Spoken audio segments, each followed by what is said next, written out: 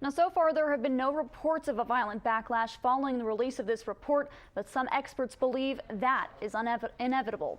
Joining me now is Kevin Malott. Kevin is the president of Erase Enterprises and is considered an expert in emergency response and disaster operations. Kevin, thanks for making time for us today. Thank you.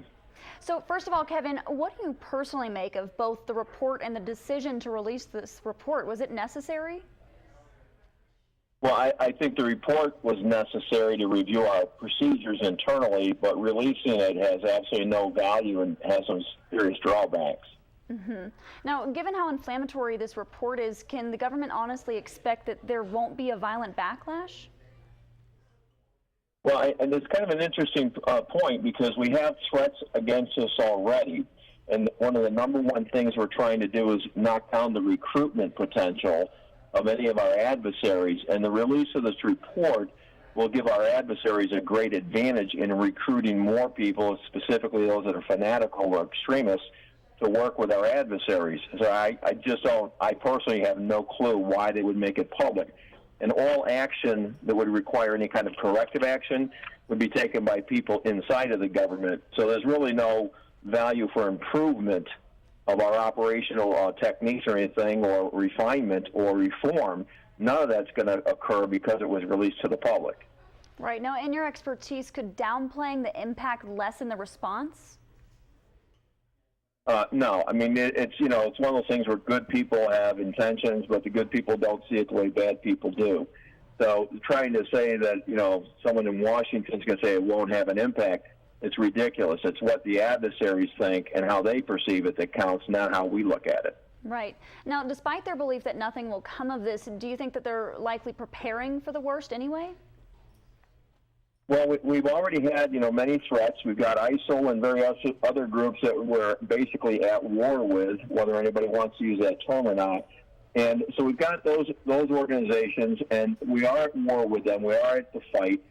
Anytime we give them information about our operations internally or anything that would fire up additional people to fight against us, we're hurting ourselves. So we know we have threats to begin with, but we're basically throwing some gasoline on the fire, which is really ill-advised. Right. Now, if a person or group were looking to target someone in response to this report, who might they be after, in your opinion?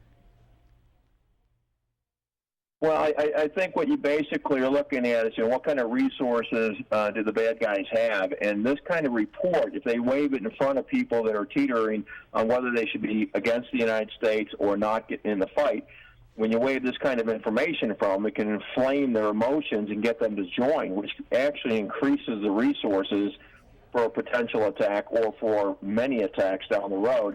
It just makes it tough, and it really makes it tough, not just for our military facilities, but for our diplomats and anybody from the U.S. in business that's overseas, because you're just giving more emotional upheaval to the perception of the American public.